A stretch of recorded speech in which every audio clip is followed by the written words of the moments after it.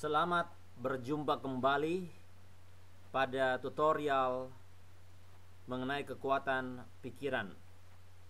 Pada bagian ini kami akan menjelaskan langkah demi langkah bagaimana cara melakukan praktek subjective communication atau mempengaruhi pikiran orang lain dengan teknik subjective communication. Nah, apa yang dimaksud dengan subjective communication itu? Subjective communication adalah kata lain daripada komunikasi pikiran bawah sadar. Pada video presentase sebelumnya kami sudah menjelaskan bahwa pikiran manusia terhubung oleh gelombang-gelombang otak atau sinyal-sinyal otak sehingga satu sama lain terhubung, dan bagaimana seseorang memanfaatkan keterhubungan ini untuk keuntungan dia, supaya dengan keterhubungan ini dia dapat mempengaruhi pikiran orang lain untuk melakukan apa saja yang dia inginkan. Nah, langkah pertama yang harus dilakukan adalah menentukan target. Nah, sekarang saya akan menjelaskan kepada Anda bagaimana menentukan target. Siapa yang menjadi target kita? Target kita itu bisa secara individual, bisa secara massal, bisa secara kategori. Nah, bagaimana caranya? Yang pertama-tama kita membayangkan mereka sebelum tidur.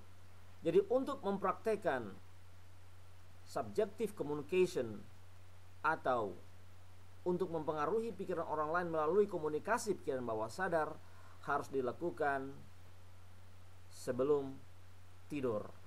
Jadi target yang harus ditentukan sebelum tidur. Karena mengapa? Nanti pada saat kita tidur, pikiran bawah sadar akan bekerja mencari target yang sudah kita tentukan. Jadi bagaimana caranya supaya kita tahu targetnya, sasaran kita siapa? Bayangkanlah dia atau mereka kalau secara massal sebelum kita tidur.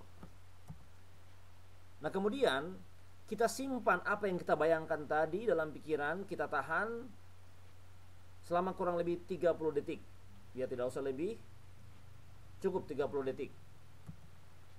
Supaya apa yang menjadi sasaran kita itu dipahami oleh pikiran bawah sadar. Jadi saya mau ulangi lagi bahwa kita dapat menghubungi target secara pribadi atau secara individual. Kita tentukan siapa orangnya, mungkin dia teman kita, sahabat kita, saudara kita, atau orang asing, orang yang baru kita kenal. Bisa juga kita mentargetkan kelompok atau grup atau yang disebut kategori. Misalnya kategori pebisnis online atau kategori yang melakukan MLM. Misalnya di mana MLM apa? Misalnya di TV Express. MLM apa milenial dan sebagainya dan sebagainya. Dan kita juga dapat melakukan atau menghubungi target secara massal. Misalnya kita menginginkan orang-orang yang akan menjadi pelanggan atau customer untuk usaha kita. Jadi kita hanya membayangkan mereka satu persatu.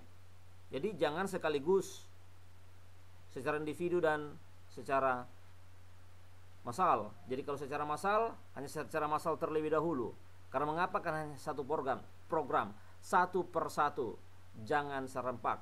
Nanti pikiran bawah sadar bingung untuk melakukan pekerjaan yang mana lebih dahulu. Nah, setelah kita membayangkan mereka dan menyimpan mereka dalam pikiran kita selama kurang lebih 30 detik tadi, apa yang harus kita lakukan selanjutnya? Kita lanjutkan dengan menciptakan kontak pikiran. Berarti kita harus mengadakan kontak pikiran dengan target-target yang sudah kita tentukan tadi.